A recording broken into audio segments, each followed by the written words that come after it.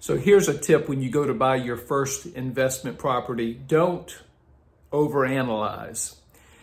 It seems like the first one is oftentimes the hardest for those who want to buy an investment property and be a real estate investor.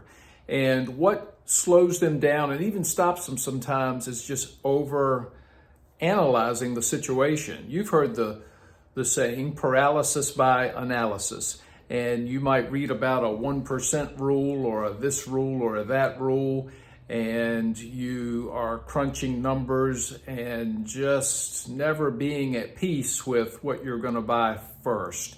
And there's a lot to be said for doing some studying and knowing what you're getting into, but you can take that too far, like you can do just about anything in life, I suppose. I would keep it as simple as, how much money do I have to put down? Do I have it?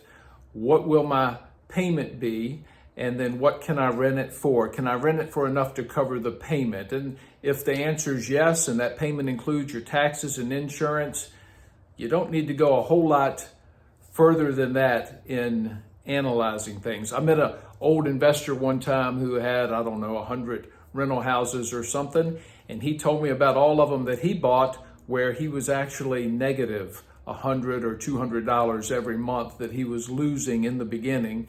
And he looked at it as, I'm putting $100 or $200 in the bank every month. And it ended up working out really well for him. I don't recommend that you buy a bunch of properties that have negative cash flow by any means, but he got started. He didn't sweat, whether or not everything worked out perfectly.